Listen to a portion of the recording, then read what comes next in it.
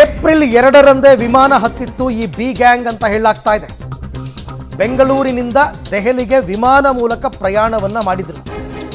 ಮಟ್ಟಣ್ಣವರ್, ಸುಜಾತಾ ಭಟ್, ಚಿನ್ನಯ್ಯ 3 ಜನ ವಿಮಾನದ ಮುಖಾಂತರ ಪ್ರಯಾಣವನ್ನ ಮಾಡ್ತಾರೆ.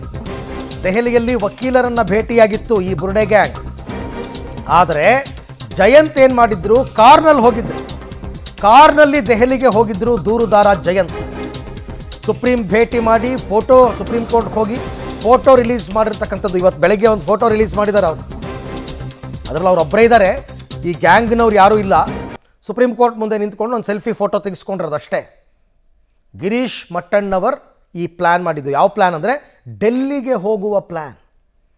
ಅದರಂತೆ ಮಟ್ಟಣ್ಣವರ್, ಸುಜಾತಾ ಭಟ್, ಚಿನ್ನಯ್ಯ ಈ 3 ಜನ ವಿಮಾನದ ಮುಖಾಂತರ ಬೆಂಗಳೂರು ಟು ಡೆಲ್ಲಿ ಹೋಗಿದ್ದಾರೆ. ಜಯಂತ್ ಕಾರಲ್ಲಿ ಹೋಗಿರೋದು, ಜಯಂತ್ ಬುರ್ಡೆ ತಗೊಂಡು ಹೋಗಿದ್ದಾರೆ ಅಂತ ಕಾರಲ್ಲಿ. ಈ ಎಲ್ಲ ವಿಚಾರಕ್ಕೆ ಸಂಬಂಧಪಟ್ಟಂತೆ ಮತ್ತಷ್ಟು ಮಾಹಿತಿ ನನ್ನ ಕೊಲೀಗ ಪ್ರಕಾಶ್ ಅವರಿಂದ ಪಡೆಯೋಣ. ಪ್ರಕಾಶ್, ವಿಮಾನ, ಕಾರು ಮತ್ತು ರೈಲು ಯಾರ ಪ್ಲ್ಯಾನ್ ಇದು? ನನಗೊಂದು ಬೇಸಿಕ್ ಕ್ವೆಶ್ಚನ್ ಅರ್ಥ ಆಗ್ತಿಲ್ಲ. ಇಂಥ ಪ್ರಕರಣಗಳನ್ನು ನೇರವಾಗಿ ಸುಪ್ರೀಂ ಕೋರ್ಟ್ಗೆ ತೊಗೊಂಡು ಹೋಗ್ಬೋದು ಅಂತ ಇವ್ರಿಗೆ ಐಡಿಯಾ ಕೊಟ್ಟವ್ರು ಯಾರು? ಅರವಿಂದ್, ಬಹು ಪ್ರಮುಖವಾಗಿ ದೆಹಲಿಗೆ ಹೋಗಬೇಕು ಅನ್ನುವಂತಹ ಪ್ಲಾನ್ ಮಾಡಿದ್ದೇ ಗಿರೀಶ್ ಮಟ್ಟಣ್ಣನವರಂತೆ. ಸೊ ಅವರ ಸೂಚನೆಯಂತೆ ಒಂದು ಟೀಮನ್ನು ರೆಡಿ ಮಾಡ್ಕೊಳ್ತಾರೆ, ಒಂದು ಪ್ಲ್ಯಾನನ್ನು ರೆಡಿ ಮಾಡ್ಕೊಳ್ತಾರೆ. ಸೊ ಅದರಂತೆ ಏಪ್ರಿಲ್ 2ನೇ ತಾರೀಕಿನಂದು ಏನು ಬೆಂಗಳೂರಿಂದ ವಿಮಾನದ ಮೂಲಕವಾಗಿ ಅವರು ದೆಹಲಿಗೆ ಹೋಗ್ತಾರೆ. ಅದಕ್ಕಿಂತ ಮುಂಚಿತವಾಗಿ ಜಯಂತ್ ಕಾರ್ನ ಮಾರ್ಗವಾಗಿ ಅವರು ದೆಹಲಿಗೆ ಹೋಗಿರ್ತಾರೆ. ಆ ಬುರ್ಡೆಯನ್ನು ಜಯಂತೆ ತೆಗೆದುಕೊಂಡು ಹೋಗಿದ್ರು ಅಂತ ಹೇಳಲಾಗ್ತಾ ಇದೆ. ಸೊ ಆರಂಭದಲ್ಲಿ ಇವ್ರನ್ನ ಮೊದಲಿಗೆ ಕಳಿಸಿ, ಜಯಂತ ಮೊದಲನೇ ಕಳಿಸಿ, ಆನಂತರ ಸುಜಾತಾ ಭಟ್ಟು, ಗಿರೀಶ್ ಮಟ್ಟಣ್ಣನವರು ಮತ್ತು ಚಿನ್ನಯ್ಯ ಆ 3 ಕೂಡ ಈ ಒಂದು ಫ್ಲೈಟ್ಗೆ ಹೋಗ್ತಾರೆ. ಹೋದ ಬಳಿಕ ಅಲ್ಲಿ ಸುಪ್ರೀಂ ಕೋರ್ಟ್ನ ಕದ ತಟ್ಟೋದಕ್ಕೆ ಮೊದಲೇ ಪ್ಲ್ಯಾನನ್ನು ಮಾಡ್ಕೊಂಡಿರ್ತಾರೆ. ಅದರಂತೆ ಅಲ್ಲಿ ವಕೀಲರನ್ನು ಭೇಟಿ ಮಾಡ್ತಾರೆ. ಮತ್ತು ಇದೆಲ್ಲ ಪ್ಲ್ಯಾನ್ ಏನು ಮೊದಲು ಮಾಡ್ಕೊಂಡಿರ್ತಾರಲ್ಲ ಅದೆಲ್ಲದರ ಬಗ್ಗೆ ಅವರಿಗೆ ವಿವರಿಸುವಂತಹ ಪ್ರಯತ್ನವನ್ನು ಕೂಡ ಮಾಡ್ತಾರೆ. ಆದರೆ ತೆಗೆದುಕೊಂಡು ಹೋಗಿರುವಂತಹ ಬುರ್ಡೆ ದೆಹಲಿಯ ಒಂದು ಮಂದಿರದಲ್ಲಿ ಇಟ್ಟಿರ್ತಾರಂತೆ.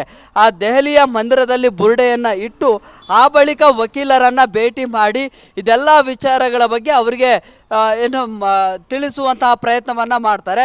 ಅದಾದ ನಂತರ ಸುಜಾತಾ ಭಟ್ ಅವ್ರನ್ನ ಪ್ರತ್ಯೇಕವಾಗಿ ಅಲ್ಲಿ ಪರಿಚಯ ಮಾಡಿಸ್ಕೊಡುವಂಥ ವ್ಯವಸ್ಥೆ ಆಗುತ್ತೆ. ಅಂದರೆ ಅನನ್ಯ ಭಟ್ ಅನ್ನುವಂಥ ಮಗಳು ನಾಪತ್ತೆ ಆಗಿದ್ದಾರೆ. ಸೊ ಅವರು ಕೂಡ ರೇಪ್ ಆ್ಯಂಡ್ ಮರ್ಡರ್ ಆಗಿರ್ಬೋದು ಅನ್ನುವಂಥದ್ದು ಅಲ್ಲಿ ಕಥೆಗಳನ್ನು ಹೇಳೋದಕ್ಕೆ ಶುರು ಮಾಡ್ತಾರೆ. ಆ ಸಂದರ್ಭದಲ್ಲಿ ವಕೀಲರನ್ನ ಭೇಟಿ ಮಾಡುವಂಥ ಸಂದರ್ಭದಲ್ಲಿ ಅಲ್ಲಿ ಗಿರೀಶ್ ಮಟ್ಟಣ್ಣನವ್ರನ್ನ ಕೇಳ್ತಾರೆ, ಈ ಮನುಷ್ಯ ಯಾರು ಅಂತೇಳಿ ಚಿನ್ನಯ್ಯನನ್ನ ಪ್ರಶ್ನೆ ಮಾಡ್ತಾರೆ. ಇವರು ನನ್ನ ಬಾಡಿಗಾರ್ಡ್ ಅಂತ ಹೇಳಿ ಚಿನ್ನಯ್ಯನನ್ನ ಅವ್ರಿಗೆ ಪರಿಚಯ ಮಾಡಿಸ್ಕೊಡ್ತಾರೆ. ಸೊ ಹೀಗೆ ಒಬ್ಬೊಬ್ಬರನ್ನೇ ಒಂದೊಂದು ರೀತಿಯಲ್ಲಿ ವಕೀಲರನ್ನ ಭೇಟಿ ಮಾಡಿಸ್ತಾರೆ. ಬಹುಮುಖ್ಯವಾಗಿ ಮತ್ತೆ ಅಲ್ಲಿಂದ ಹೇಗೆ ಬಂದ್ರಿ ಅಂತ ಜಯಂತ್ ಅವ್ರನ್ನ ಪ್ರಶ್ನೆ ಮಾಡಿದಂಥ ಸಂದರ್ಭದಲ್ಲಿ ಒಂದಿಷ್ಟು ಗೊಂದಲಗಳು ಮತ್ತು ಬೇರೆ ಬೇರೆ ರೀತಿಯಲ್ಲಿ ಅವರು ಹೇಳಿಕೆಗಳನ್ನು ಕೊಡ್ತಾರೆ. ಮೊದಲು ಇಬ್ಬಿಬ್ಬರು ಟ್ರೈನಲ್ಲಿ ಇಬ್ಬರು ಬಂದ್ವಿ, ಮತ್ತು ಇಬ್ಬರು ಫ್ಲೈಟಲ್ಲಿ ಬಂದ್ವಿ, ಮತ್ತು ಹೋಗುವಾಗಲೂ ಕೂಡ ಅಷ್ಟೇ ಇಬ್ಬಿಬ್ಬರು ಹೋಗಿದ್ರು ಅಂತ ಹೇಳಿದರು. ಆದರೆ ಆ್ಯಕ್ಚುಲಿ ಆಗಿ 3 ಹೋಗಿದ್ರು. ಆದರೆ ಒಬ್ಬರಾಗಿ ಬುರ್ಡೆ ಸಮೇತವಾಗಿ ಮೊದಲೇ ಜಯಂತ್ ಹೋಗಿದ್ರು. ಸೊ ಹೀಗೆ ಒಂದೊಂದೇ ಸತ್ಯಾಂಶಗಳು ಕೂಡ ಈಗ ಹೊರ ಬೀಳ್ತಾ ಇದೆ. ಸೊ ಇದೆಲ್ಲವೂ ಕೂಡ ಬುರ್ಡೆ ಹಾಗಿದ್ರೆ ಬೆಂಗಳೂರಿಂದ ನೇರವಾಗಿ ದೆಹಲಿಗೆ ತೆಗೆದುಕೊಂಡು ಹೋದ್ರು.